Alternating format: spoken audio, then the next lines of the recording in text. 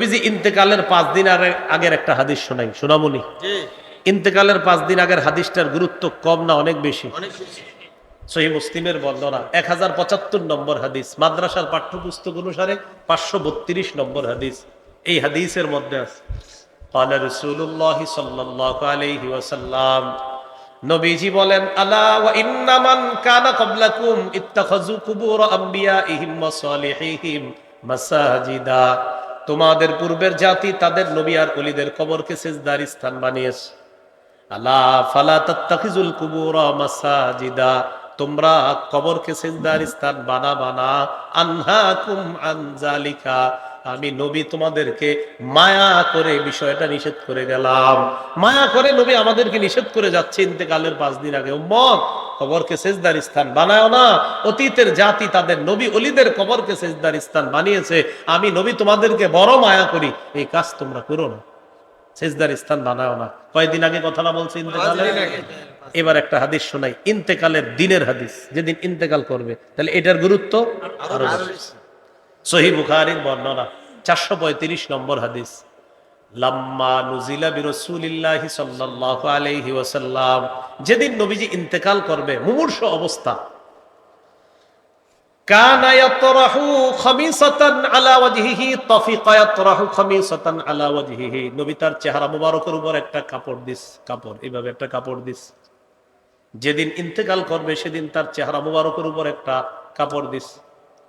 ফাইদা গাতাম্মা, যখন নবীর প্রাণটা বের হবে হবে অবস্থা, কাশাফাহা আন ওয়াজহিহি, চেহারা থেকে কাপড়টা সরায় ফেলছে।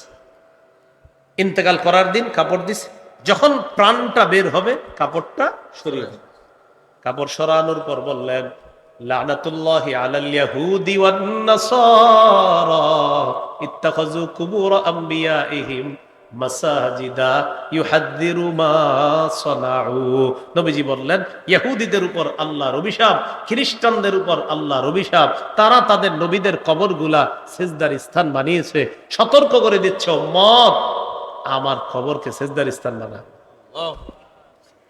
তাহলে 5 দিন আগে নিষেধ করলেন, ইন্তেকালের দিনও নিষেধ করলেন, তাহলে বিষয়টার গুরুত্ব কম না অনেক বেশি? এই জন্য প্রিয় ভাইয়ারা, কবর কেন্দ্রিক সেজদা আল্লাহ রাসূল নিষেধ করছেন। সেজদা দিতে হয় শুধু কাকে? আল্লাহ কথাগুলা বুঝার তৌফিক দান করুন। এবার আমার সাথে বলেন, কবরকে কেন্দ্র করে মেলা বসানো নিষেধ। সবাই বলেন দলিল, বলেন দলিল। আবু দাউদের 2042 নম্বর হাদিস। কবর কেন্দ্র করে কি বলানো নিষেধ, কি বসানো নিষেধ? দলিল আবু দাউদের 2042 নম্বর। ক্বালা রাসূলুল্লাহ সাল্লাল্লাহু আলাইহি ওয়াসাল্লাম, লা তাজআলু বুয়ুতাকুম কুবুরা ওয়া লা তাজআলু কবরি ঈদা, তোমরা তোমাদের ঘরগুলাকে কবর বানাও না। যেই ঘরের মধ্যে কোরআন তেলাওয়াত হবে না, যেই ঘরের মধ্যে জিকির হয় না, তাসবিহ হয় না, আল্লাহর নাম উচ্চারণ হয় না, ওই ঘরটা কবরের মতো হয়ে যায়। নবী বললেন, তোমরা তোমাদের ঘরগুলাকে কবর বানাও না।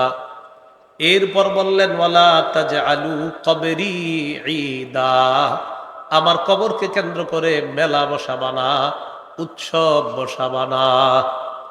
আমার কবরকে কেন্দ্র করে মেলা বসাবা না, উৎসব করবা না। আমাকে যদি মোহাব্বত করতে চাও, সাল্লু আলাইয়া, বেশি বেশি আমার উপর দুরূদ পড়বা। ফাইন্না সালাতাকুম তাবলুগুনি হাইসু কুনতুম, তোমরা যখনই দুরূদ পড়ো, যেখানেই থাকো, তোমরা বিবারিয়া থাকো আর বাংলাদেশের যেখানে থাকো, সারা পৃথিবীর যেখানে থাকো, দুরূদ পড়া মাত্রই তাবলুগুনি, আমি নবীর কাছে পৌঁছে যায়। সাথে সাথে কার কাছে পৌঁছে যায়? আমার কাছে। পড়েন পড়েন, সাল্লাল্লাহু আলাইহি ওয়াসাল্লাম, সাল্লাল্লাহু আলাইহি ওয়াসাল্লাম, সাল্লাল্লাহু আলাইহি ওয়াসাল্লাম, সাল্লাল্লাহু আলাইহি ওয়াসাল্লাম। পড়েন আর দিলে দিলে স্মরণ করেন যে এই মুহূর্তেই এটা নবীর কাছে পৌঁছতেছে। সাল্লাল্লাহু আলাইহি ওয়াসাল্লাম, সাল্লাল্লাহু আলাইহি ওয়াসাল্লাম। যতবার পড়ছি আমরা, ঠিক ততবার সাথে সাথে নবীজির কাছে পৌঁছে গেছে। সুবহানাল্লাহ। এরকম সুন্দর আমল থাইকা কেন বলেন বেদাত করবো, কেন শিরিক করবো?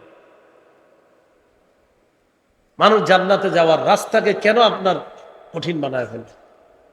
কত সুন্দর নবীজি দিক নির্দেশনা দিয়ে দিচ্ছে। টাকা পয়সা থাকলে হজ করবা, টাকা পয়সা থাকলে জাকাত দিবা। যদি টাকা পয়সা না থাকে তো হজও পারবা না, জাকাতও দিতে পারবা না। উম্মত শোনো, সল্লু খামসাকুম, 5 ওয়াক্ত নামাজ পড়বা ঠিক মতো।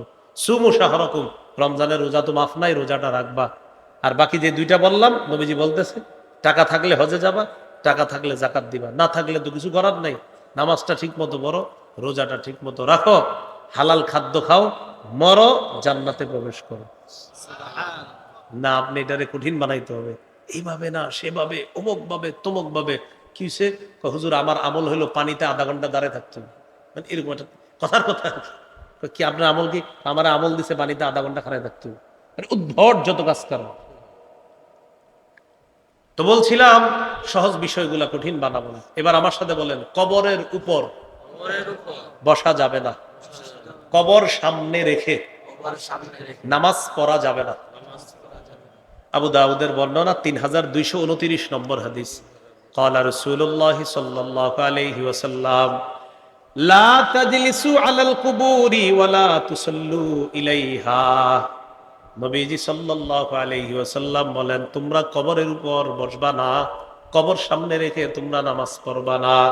মসজিদের মাঝখানে মনে করেন কবর, কবরের ওই সামনে হলো কয়েক কাতার, পিছনে কয়েক কাতার, এইভাবে মাঝখানে আপনি কোনো কবর রাইখা নামাজ পড়া এটা ঠিক না, এটা অন্যায়।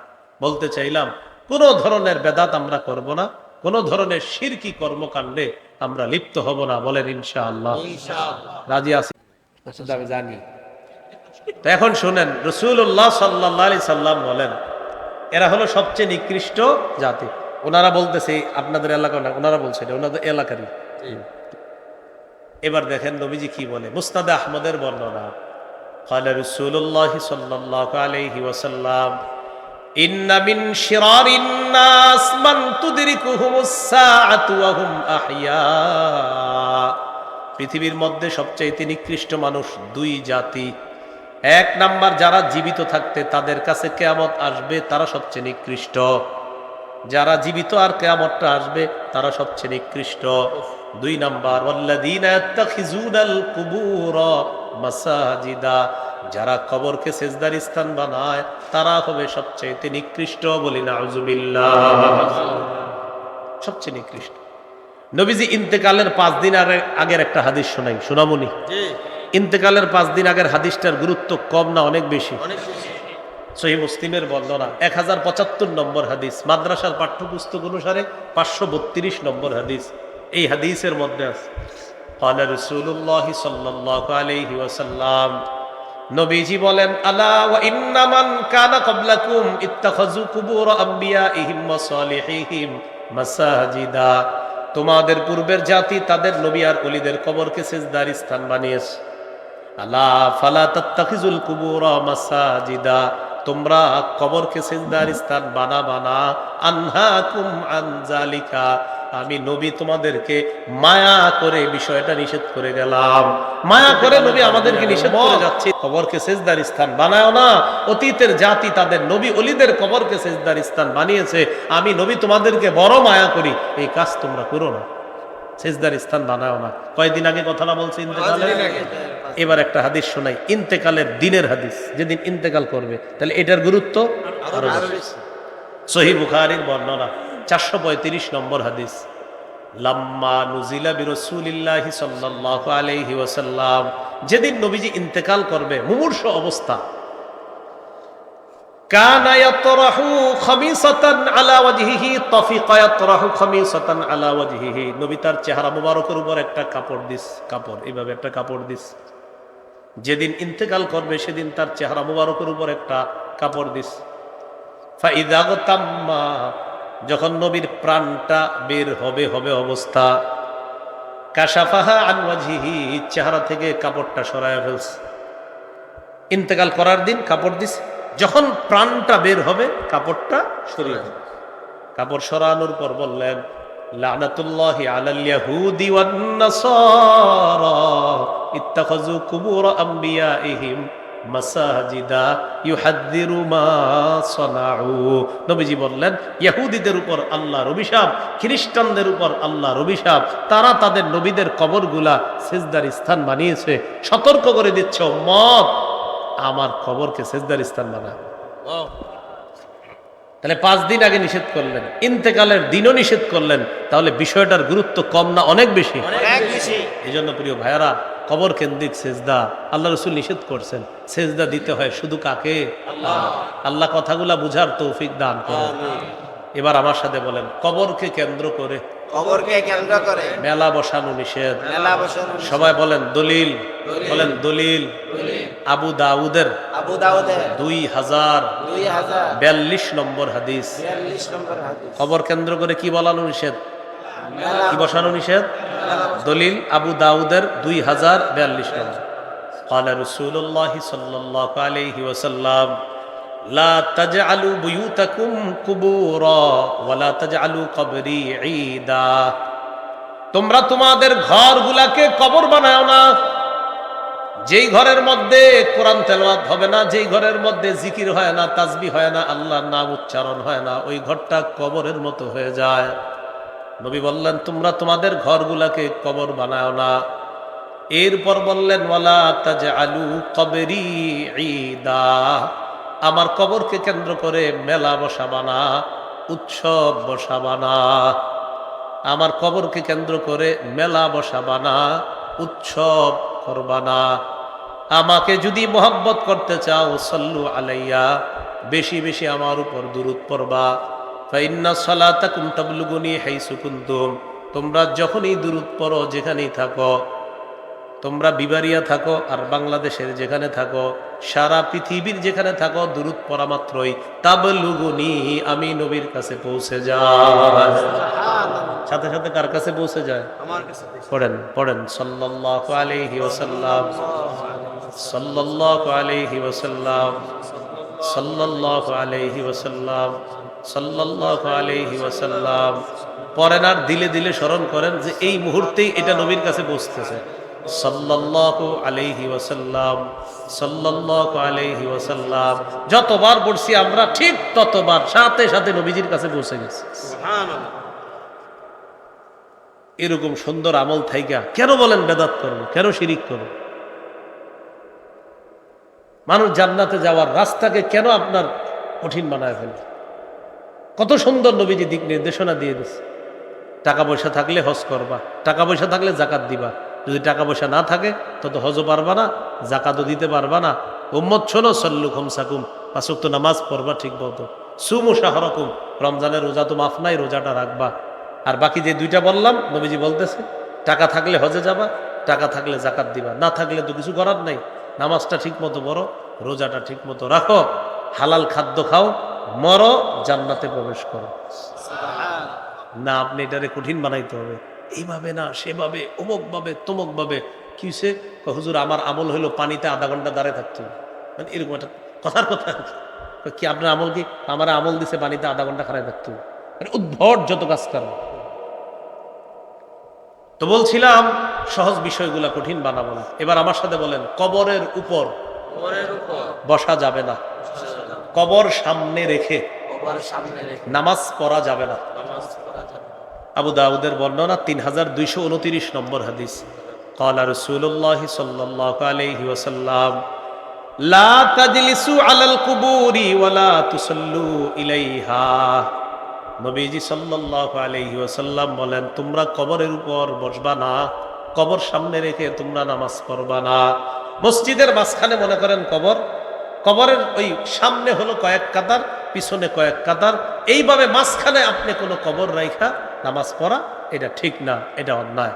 বলতে চাইলাম কোনো ধরনের বেদাত আমরা করব না, কোনো ধরনের শিরকি কর্মকাণ্ডে আমরা লিপ্ত হব না। বলেন ইনশাআল্লাহ। রাজি আছি তো সবাই ইনশাআল্লাহ? তা নবীজি আমাদের কাছে শরীয়ত রেখে গেছে পূর্ণাঙ্গ না অপূর্ণাঙ্গ? পূর্ণাঙ্গ শরীয়তের মধ্যে কিছু কাজ শিরিক হয়ে যায়, কিছু কাজ বেদাত হয়ে যায়, এগুলো আমরা করব না। ঠিক আছে তো ইনশাআল্লাহ? আল্লাহ আমাদের সকলকে যে কথাগুলা শুনলাম বললাম আমল করার তৌফিক দান করেন। আজকের আমার এই আলোচনাগুলো আপনারা যাদের কাছে মিম্বরের আমানত আমার কিতাবটা আছে, 2য় খণ্ডে 80 নম্বর পৃষ্ঠার পরে এই আলোচনাগুলো পেয়ে যাবেন। মিম্বরে আমানতের 2য় খণ্ডের আলোচনায় শিরিক, বেদাত, কুফর, তাওহীদ সম্পর্কে। তো 2য় খণ্ডটা যাদের সংগ্রহ আছে ওখানে দেখে নেবেন, যাদের সংগ্রহ নাই ওরা অনলাইন থেকে সংগ্রহ করে নিতে পারেন। 6 খণ্ডে কিতাবটা। প্রথম খণ্ডে সন্তানের 64টা অধিকার, দ্বিতীয় খণ্ড শিরিক বেদাত কুফুর, তৃতীয় খণ্ডে সুদ সম্পর্কে আলোচনা, সুদের কারবার না থাকলেও কিতাবটা একটু পড়েন, হ্যাঁ, তৃতীয় খণ্ডটা। চতুর্থ খণ্ড স্বামীর 24টা অধিকার, স্ত্রীর 19টা। পঞ্চম খণ্ডে লা ইলাহা ইল্লাল্লাহর ব্যাখ্যা। ষষ্ঠ খণ্ডে নামাজ সম্পর্কে আলোচনা। যাদের কিতাবটা প্রয়োজন অনলাইন থেকে নিয়ে নেবেন, এখানে গাড়িতেও মনে হয় আছে। যদি আমি যাওয়া পর্যন্ত গাড়িতে পান তাহলে গাড়ি থেকে সংগ্রহ করেন, গাড়িতে ওঠার পরে সুযোগ পাওয়া যাবে না। হ্যাঁ, আর সবার জন্য আমরা দোয়া করব, বিশেষ করে যুব সমাজ, প্রবাসী যারা আছি সবার জন্য দোয়া করব। মাহফিলটা যুব সমাজের উদ্দেশ্যে। যুবকরা চাইলে দেশ পরিবর্তন হয়ে যায়। কি পরিবর্তন হয়? যুবকরা চাইলে বেদাত এলাকা থেকে উঠে যেতে পারে, যুবকরা চাইলে শিরিক চলে যেতে পারে। এই জন্য যুবকরা আলেমদের সাথে মিলেমিশে আমরা সুন্নাহের প্রচার করব। আলহামদুলিল্লাহ রাব্বিল আলামিন ওয়াল আকিবাতু লিল মুত্তাকিন ওয়াস সালাতু ওয়াস সালামু আলা সাইয়্যিদিল আমবিয়া ওয়াল মুরসালিন ওয়া আলা আলিহি ওয়া আসহাবিহি আজমাইন। ربنا ظلمنا أنفسنا وإن لم تغفر لنا وترحمنا لنكونن من الخاسرين رب ارحمهما كما ربياني صغيرا। মাবুদ মেহেরবান মাওলা, আল্লাহ যুব সমাজ প্রবাসীদের উদ্যোগকে আপনি কবুল করে নেন।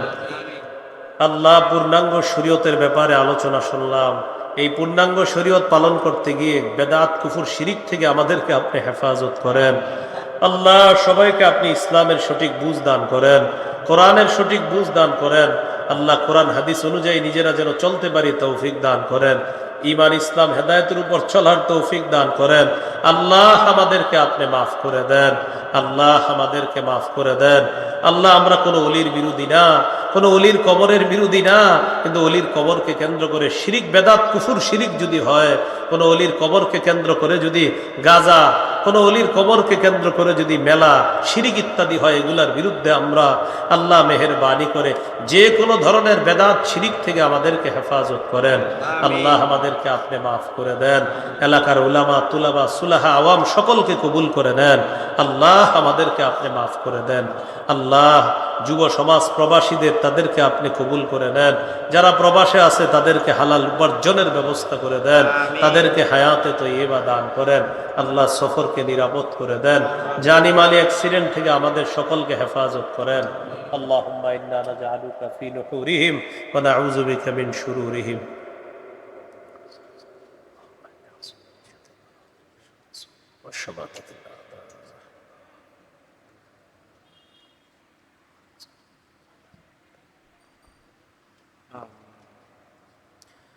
আল্লাহ সকলের মনের আশাগুলা পুরা করে দেন। রব্বানা তাকাব্বাল মিন্না ইন্নাকা আনতাস সামিউল আলিম ওয়া তুব আলাইনা ইন্নাকা আনতাত তাওয়াবুর রহিম। সাল্লাল্লাহু তাআলা আলা খায়রি খালকিহি মুহাম্মদ ওয়া আলা আলিহি ওয়া আসহাবিহি আজমাইন। সুবহানা রাব্বিকা রাব্বিল ইজ্জাতি আম্মা ইয়াসিফুন, সালামুন আলাল মুরসালিন, আলহামদুলিল্লাহ।